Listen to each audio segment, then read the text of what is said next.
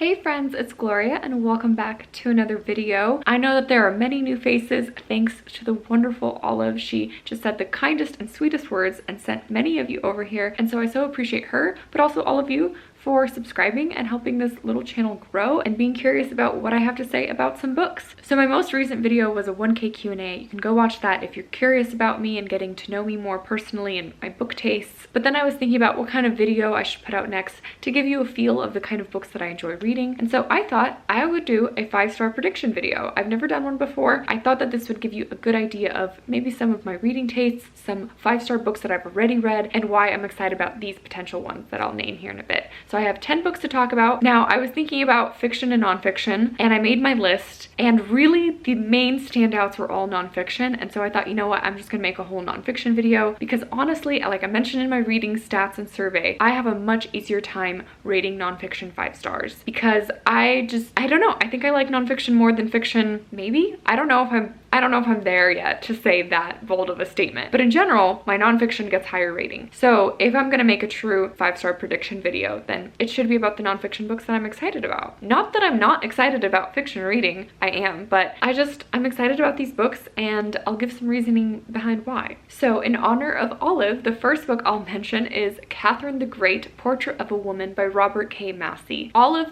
raved about this book, but not only Olive, Brittany from Literarily Smitten, which I trust, and Shelley from Shelley Swearengen's channel all gave this book 5 stars. They all loved it. Those are 3 people that I trust, that I just know I'm gonna love this book. It is about Catherine the Great, the incredible historical figure that shaped Russian history and did some amazing things for that country. When I got a chance to visit St. Petersburg, I walked through her great house and her many rooms, and so I'm somewhat familiar with her as a historical figure, but I would love to dive in deeper, especially now that I'm more of a excited reader and critical reader. I just know that I'm absolutely gonna love this book, so I'm excited to dive into that one. Don't know when. I'm not making any promises about how soon I'll get to these, but I just know that I'm excited about it, and I think that it will be 5 stars. I'm sure I'll do a follow-up video to this eventually when I read all these on this list, and then we'll see what they actually turned out to be, but this one has a high chance of getting 5 stars. Sticking with the Russian theme, book number 2 on my 5-star prediction list is Mastering the Art of Soviet Cooking, a Memoir of Food and Longing by Anya von Bremzen. I recently read Kachka, which is a Russian cookbook, in January actually, and I absolutely loved this. 5 stars. I read it through and through. This is mainly a cookbook, but there's also some beautiful pockets of memoir and storytelling that I absolutely loved. And so for Mastering the Art of Soviet Cooking, I know this will also be about Russian cooking, but also it's a memoir. And so I just feel like I'm going to absolutely love and connect with this writing. Cannot wait to get my hands on it. I love all things Russia because I am Russian and have that background. I just know that this book will be very relatable for me. If it's anything at all to what this experience was like, I know I'm gonna love it. Book number 3, also on the Russia theme, is The Spy and the Traitor, the Greatest Espionage Story of the Cold War by Ben McIntyre.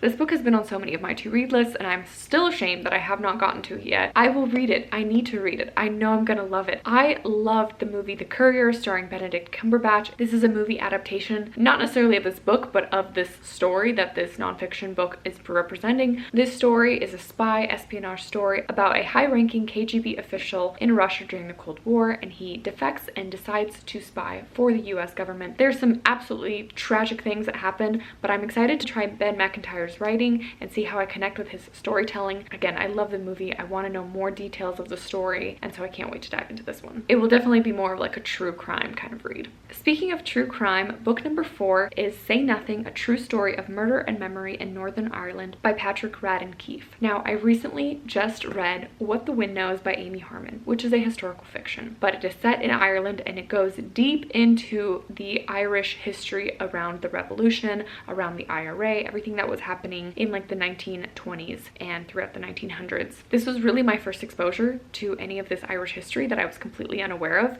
in this fictional book, and so now I am just craving to dive into a nonfiction account of what was happening in Ireland, and I've heard incredible things about this book. My hope is that I get to it in March because, you know, St. Patrick's Day, Irish history, I don't know, but I really want to read it soon. I'm craving it, so I thought March would be a great time to pick it up. We'll see if I get to it. The next book that I'm so excited to get to is The Sound of Gravel Camel by Ruth Werner. This book is a bit of like a Mormon cult memoir, very reminiscent of Educated by Tara Westover, which I absolutely loved. So I feel like this book is giving me these vibes, and I haven't read a book like this in a while, so I'm so excited about Sound of Gravel. I've also just from word of mouth have heard fantastic things about this. I think I first originally heard about this book from Krista from Books and Jams channel, and she gave it 5 stars, and since mentioning this book on my nonfiction books to get to in 2022, I've had several people say this book is incredible. So I know I'm gonna love it. Book number 6 that I'm so excited about and just feel like it will be 5 stars is Children Under Fire: An American Crisis by John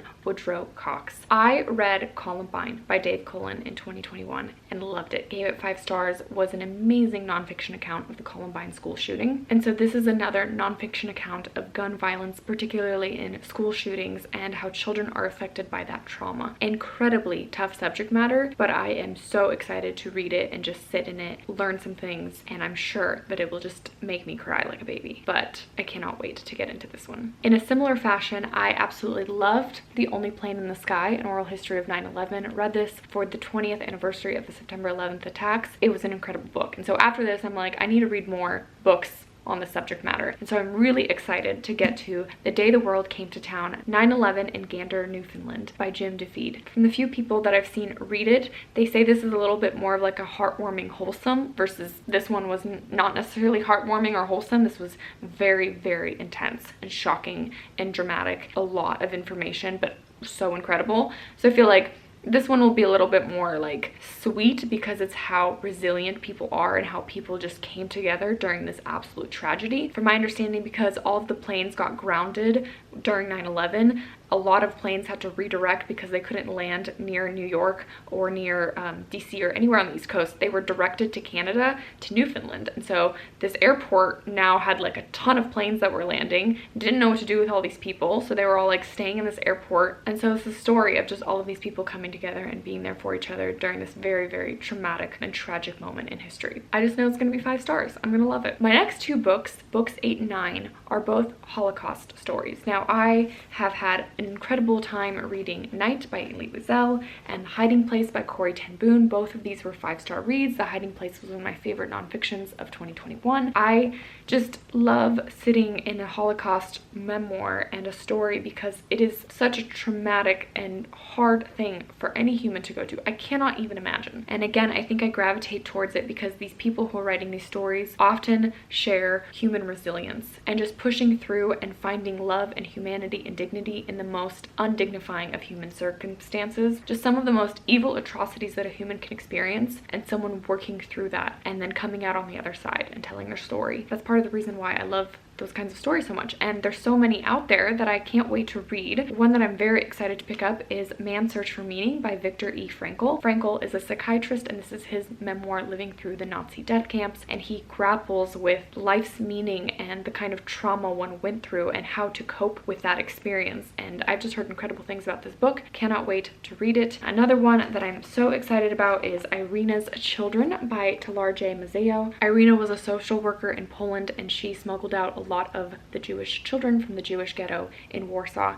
This is her story and all of the children that she saved. An incredible story that I just can't wait to sit in and to learn from. And finally, the last book on this list, the 10th book that I think will receive a 5-star from me, is Steve and Me by Terry Irwin. I was a big fan of Steve Irwin when he was around. I remember watching the Discovery Channel, whatever channel he was on, all of his escapades. He just had this love of life and adventure and care for nature, at least my recollection from being a child, from watching his documentaries and his TV series. But also I recently read Penguin the Magpie by Cameron Bloom. This was an incredible book about nature and caring for animals, but ultimately it was a family story about overcoming tragedy and grief and loss and trauma. And it was also set in Australia. Absolutely loved it. A favorite of January, and honestly a favorite of all time. Can't wait to get my hands on it and own it. But this book, Steve and Me, is going to be a story of Steve Irwin and Terry Irwin, his wife, and she's writing this book. I'm assuming it will go into his tragedy of how he died, but also just the kind of life he lived and the legacy that he left behind. So I'm excited to read this one, and I just think it's gonna be fantastic. So those are my 10 10 nonfiction 5-star predictions, and let me know if you've read them and your thoughts below. And like I mentioned, I will probably do a follow-up to this video whenever I get all 10 of these read to see what I actually ended up ranking them. But until then, thank you all so much for being here, for watching and spending time with me, and I will see you guys in another video soon. Bye!